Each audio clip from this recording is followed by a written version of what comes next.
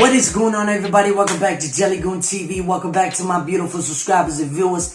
Thank you so much for turning back to this video, and thank you so much for coming back, of course. I hope it gets a lot of views and people they respect it and people they love it. Today we have another reaction video, but before we get into that, I want to say there's a donation link down below where you can go donate whatever you want and save the channel, help the channel, whatever you want. So yeah. But without further ado, there's also a Twitter down below where you can go support, of course, and follow whatever you want. So today we have another reaction video.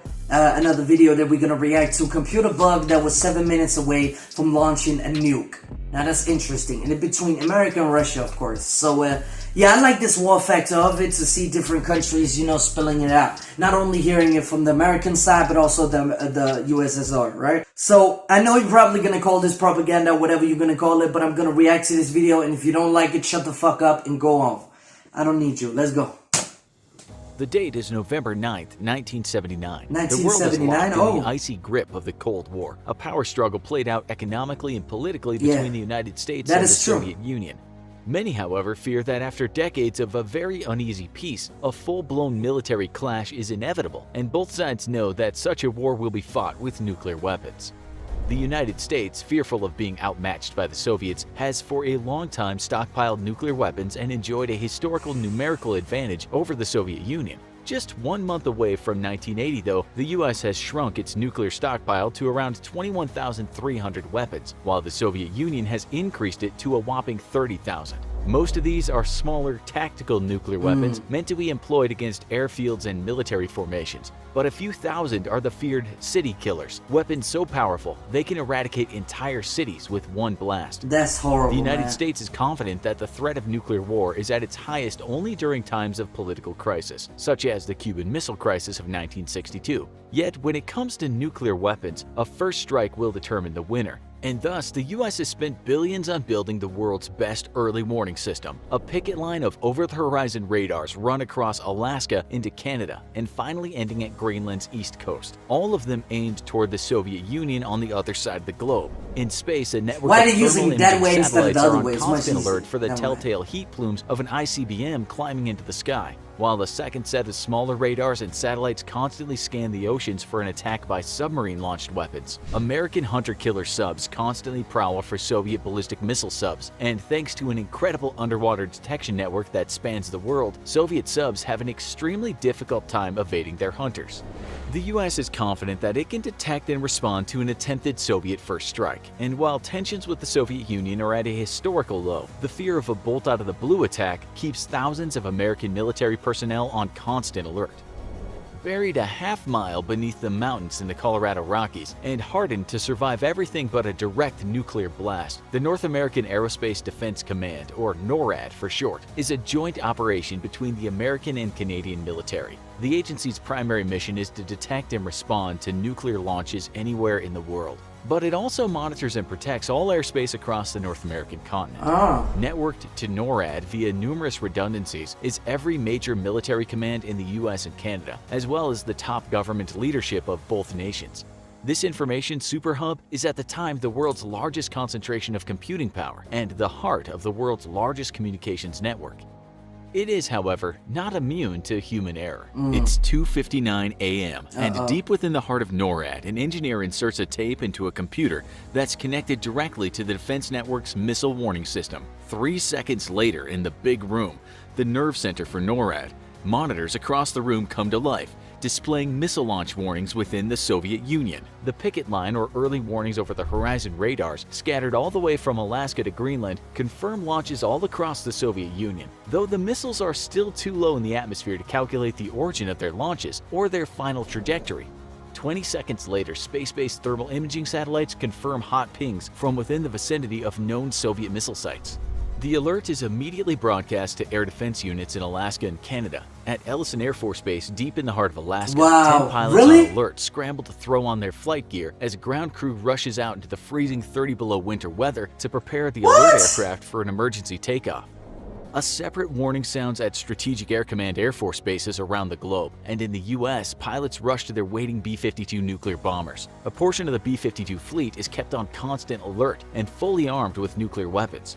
The pilots rush through their pre-flight checklists and will be on their way to targets deep in the heart of the Soviet Union within 15 minutes. Flying 24-hour patrols for the last 19 years, the alert also reaches a Strategic Air Command Looking Glass aircraft. Aboard this converted Boeing 707 is a suite of the world's most advanced and jam-proof communications gear, and the aircraft is connected to every American military network in the world. What? Also aboard the aircraft is a general officer and his battle staff, who upon receipt of the alert immediately began preparations to take over command and control of the United States' nuclear force in the case that SAC headquarters are destroyed in the first round of nuclear exchange.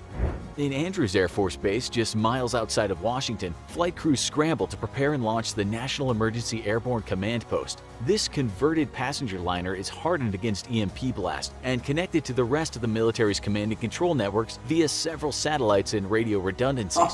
From here, the president or his successor will command the nation through its first and likely last nuclear war and command any surviving forces in the wake of a nuclear annihilation.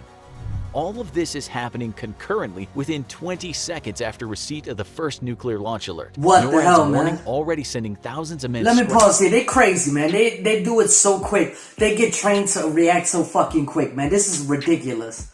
Soviet Union wouldn't do that because they know what kind of shit it is. It's a horrible, horrible way to go. There is no honor in it whatsoever. Let's go. Scrambling as they prepare to retaliate against the Soviet Union and prevent a nuclear decapitation first strike attack.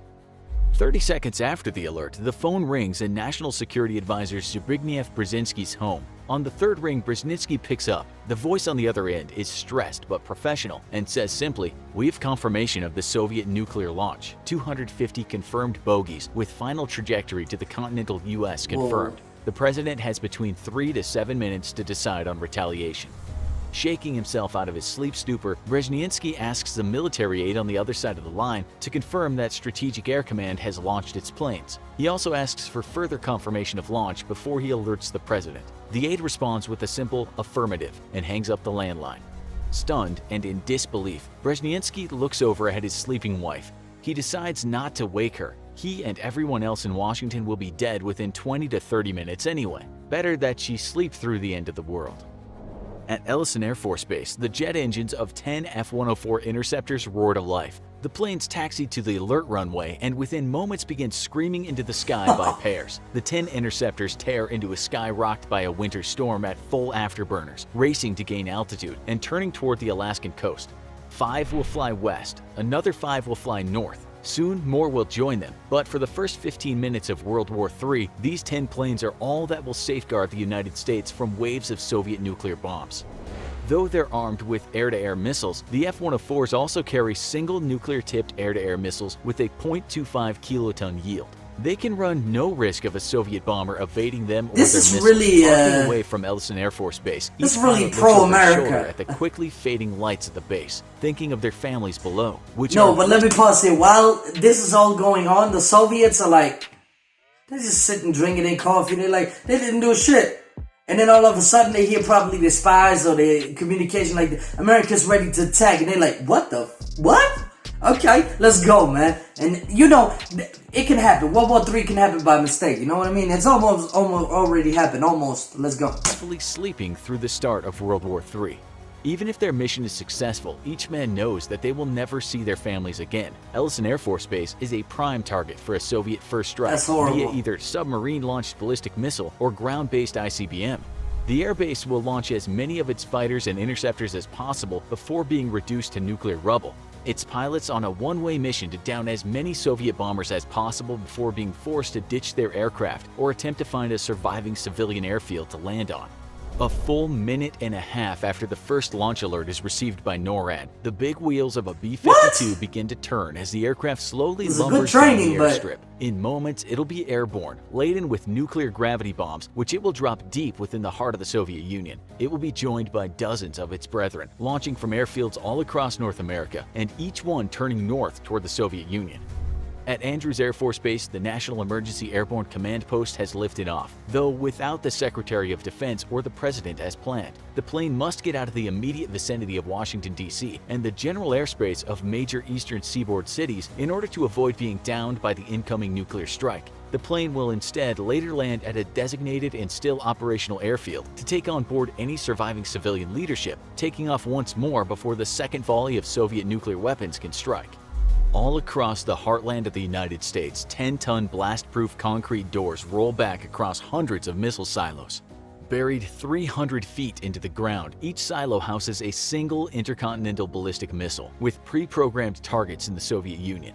The missiles contain up to a dozen independently targeting warheads, along with decoys and countermeasures meant to confuse Soviet interceptors. Each major Soviet city is targeted by at least 2 warheads, many by 3 or more, in order to ensure a successful nuclear strike and total destruction of their target.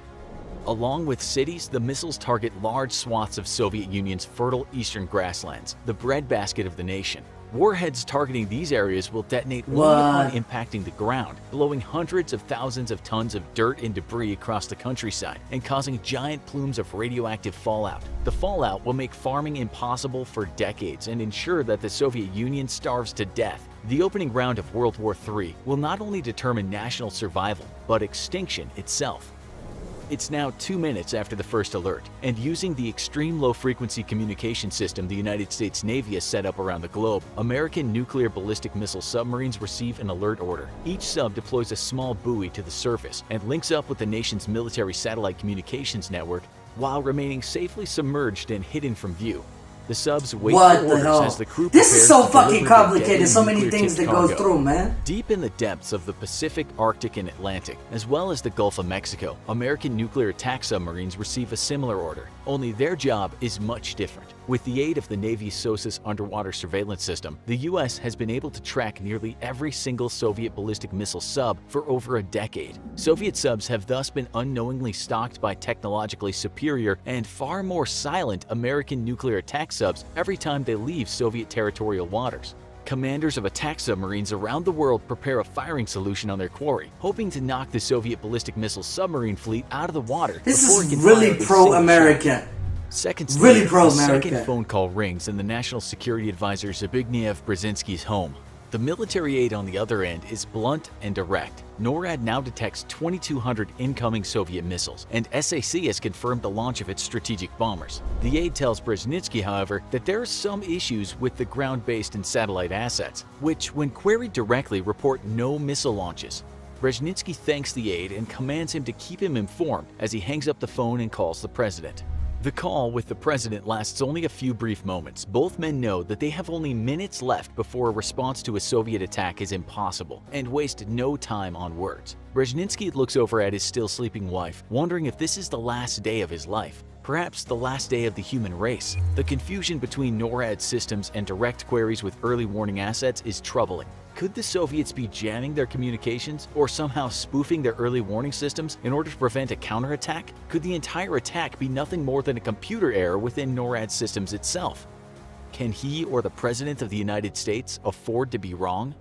Thousands of feet up in the Alaskan skies, the F-104 speed to their designated air defense zones, coordinating with ground-based radar. Soviet bombers should be inbound by now, as they're much more difficult to detect over long distances versus the launch of thousands of ICBMs. Yet ground-based radar reports nothing but normal civilian air traffic over the Bering Sea, and absolutely no sign of Soviet aircraft over the Kamchatka Peninsula. The U.S. Air Force's PAVE-PAWS early warning radar system is also giving troubling readings. Technically still under construction, some sites on the east and west coast are already operational and scanning the Pacific and Atlantic Ocean for both ICBM and submarine-launched threats. Yet these early phased array radars detect nothing. Phased array technology is new though, and once more the question of equipment reliability looms. Can the United States really afford to be wrong and decide that no threat exists? It's now 3.5 minutes after the first launch warning, and direct queries to space-based assets are showing negative launches. Ground-based radar across the northern hemisphere confirms this. There are no detected Soviet launches. NORAD is wrong, even as its computer screen shows Soviet ICBMs mere minutes from unleashing nuclear annihilation across the United States. 1 minute later, the president issues a stand-down order for all American nuclear alert forces. Still in bed, next to his sleeping wife, Brzezinski lets out a deep sigh of relief. The Soviet nuclear attack is almost certainly an equipment malfunction, as even right now, NORAD technicians are scouring the computer network for errors. In just a few minutes, they'll discover the computer tape inserted into a unit used for training, and realize that the tape was a training exercise simulating a full-scale nuclear attack against the United States. In the subsequent investigation, though, no answer will be discovered as to how the computer managed to inadvertently feed false data to NORAD's early warning systems and issue a real-world threat. For now, though, that doesn't matter. All that matters is Brzezinski will get to see his wife in the morning after all. He and the rest of humanity will get This is very pro-America. Very pro. America's the best. America. Decides not to wake her. No point in telling her the world almost ended 8 minutes ago. What would you have done if you were in the US president's shoes during this incident? Tell us in the comments. And if you enjoyed this video, then check out what a real nuclear war between the US and Russia would look like. Let me pause here. What would I have done? I would have reached out to Muscat. I would have said, what the hell is going on over there, man? What y'all doing? Y'all attacking us? What the hell, man? Because this is some political aspect. Like, they don't hate each other like that. They can still communicate. And if he called, you should just reach out.